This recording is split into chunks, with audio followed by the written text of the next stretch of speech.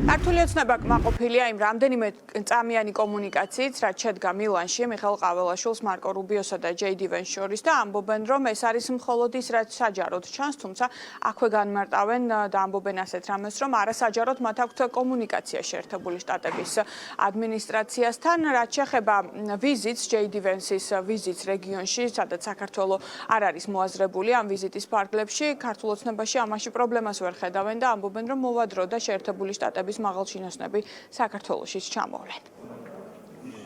აქ რასაც ვამბობთ არის ის, რომ ყველა ქვეყანას აქვს თავისი ინტერესი, ყველა ქვეყანას კონკრეტულ შემთხვევაში აქვს თავისი დღის წესრიგი და ცალკეულ შემთხვევებში შეიძლება სადღაც იყოს, სადღაც არ იყოს. ეს არ არის ჩვენთვის მნიშვნელოვანი. მთავარი არის, რომ ვიცოდეთ ჩვენ რა ეროვნული ინტერესი გვაქვს და რას ვაკეთებთ ამ ინტერესების გასახორციელებლად. ბოლო 1 წლის განმავლობაში იყო უამრავი სამუშაო დონეზე შეხვედრა და ასე შემდგომ, რაც შეიძლება საზოგადოების არ არის ცნობილი, არც არის მიზანშეწონილი და არც არის საინტერესო. მთავარი არის, რომ ამ შეხვედრებმა მოიტანოს თავის შედეგი.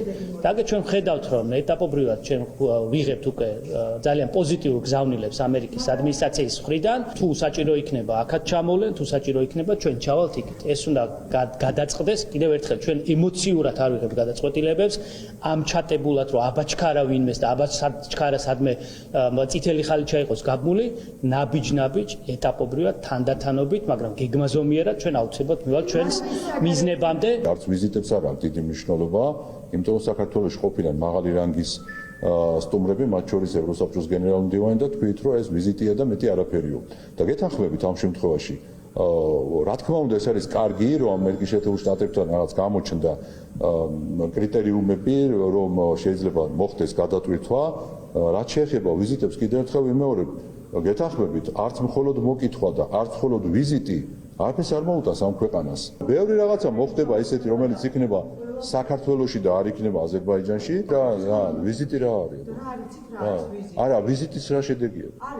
რა შედეგია რა? კი, აი გითხარი რა შედეგია? არ შედეგი ქონა 2005-ში. გეკითხებით, 2005-ში რო იყო ჩამოსული. როგორ აშუაშია გაკეთებული?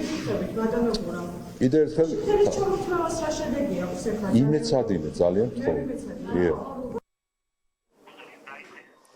რეალურად რა შედეგი აქვს ამერიკის შეერთებული შტატების ვიცე-პრეზიდენტის რეგიონში ვიზიტს, სომხეთთან და აზერბაიჯანთან ურთიერთობების კიდევ უფრო გაღრმავებას და საქართველოს პროცესების მიღმა დარჩენას. სპეციალისტები, ანალიტიკოსები განმარტავენ, რომ ამ ყველაფერს აქვს ორი შედეგი, ერთი ეს არის პოლიტიკური, მეორე კი ეკონომიკური. პოლიტიკურად ეს ყველაფერი არის გამოწვეული თავიდან ბოლომდე ქართული ოცნების პოლიტიკიდან გამომდინარე, განმარტავენ სპეციალისტები, ვინაიდან ქართული ოცნება საქართველოს აკარგვინებს მთავარ სტრატეგიულ მოკავშირეს, ვინაიდან მაყურებლისთვის ცნობილია, რომ შეერთებული შტატებისთვის სამხრეთ კავკასიაში მთავარი დასაყრდენი 10 წლების განმავლობაში იყო საქართველო. ახლა კი ძალთა ბალანსი, ახალი გეოპოლიტიკური რეალობა მყარდება ჩვენს რეგიონში და საქართველო არის სრულად მოწყვეტილი მთელ სამ პროცესს. ეკონომიკურად კი საქართველო ფაქტობრივად უალტერნატივო სატრანზიტო ფუნქციას კარგავს რეგიონში და ამ მხრივაც ჩვენი ქვეყანა ქართული ოცნების მმართველობის პირობებში საქართველოს მოკავშირეებს და ამ შემთხვევაში შეერთებულ შტატებს ახალს ვერაფერს თავაზობს.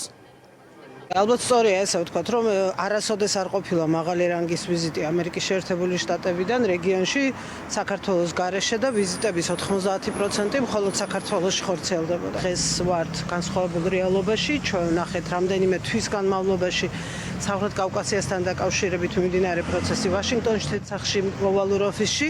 საქართველო არც ერთი ამ პროცესის მონაწილე მხარე არ ყოფილა, საქართველოსთან დაკავშირებით კომენტარიც კი არ გაკეთებულა, არა თუ ის რომ ვინმესთან შეხვედრის ინიცირება ყოფილიყო. ეს ძალიან სამწუხაროა და მე მაინც ბოლომდე იმედი მქონდა, რომ ეს ადამიანები თავის ხელისუფლებას რომ ეძახიან, ყველა მცდელობას განახორციელებდნენ იმისთვის, რომ რაიმე ფორმით საქართველო მონაწილე ყოფილიყო ამ ვიცე-პრეზიდენტის სამხრეთ კავკასიური ტურნეს. მაგრამ ნუ როგორც ჩანს, ამის ნაცვლად ჩვენ მივიღეთ ბოლო 1 დღის განმავლობაში პრეზიდენტ ტრამპის უკიდურესი ლანძღვის კამპანია. ამერიკის შეერთებული შტატები ბოლომდე ხელს არ იღებს, რა თქმა უნდა, სამხრეთ კავკასიის იმ დერეფანზე, რომელიც საქართველოში გადის, უბრალოდ ქმნის გარკვეულ სხვადასხვა დატვირთვას უფრო სამხრეთით და ცდილობს რამდენიმე ალტერნატივა შექმნას. აი, ცნობილი გამოთქმა, ამერიკული ბიზნეს გამოთქმა და უყვართ ხოლმე რომ ყველა კვერცხი ერთ კალათაში არ უნდა გედოს და სწორედ აი ამის ნიშანს ვადევნებ ჩვენ ამაზე ესე თქვა თვალს. და ამასთან შეიძლება ეს იყოს ერთგვარი მინიშნებაც იმაზეც და ხაზგასმაც იმაზეც საქართველოსათვის რომ გარკვეულწილად საქართველოს არ იფიქროს და არ მიიღოს ეს იმის ნიშნად რომ ამერიკული ინტერესები სამხრეთ კავკასიაში ამ კონკრეტულ შემთხვევაში კი საქართველოში სრულიად გაქრა. ვიცე-პრეზიდენტის ვიზიტი არის სიმბოლური და პოლიტიკური და ეს არის გზავნილი ჩინეთისათვის. მისი მთავარი მიზანი არის აჩვენოს ჩინეთს და აჩვენოთ რუსეთს. ესეთი მნიშვნელობის დერეფანი სწორედაც მისი ინტერესის სფეროში ჯდება. ეს არის სიგნალი მოსკოვისა და ეს არის სიგნალი პეკინისათვის.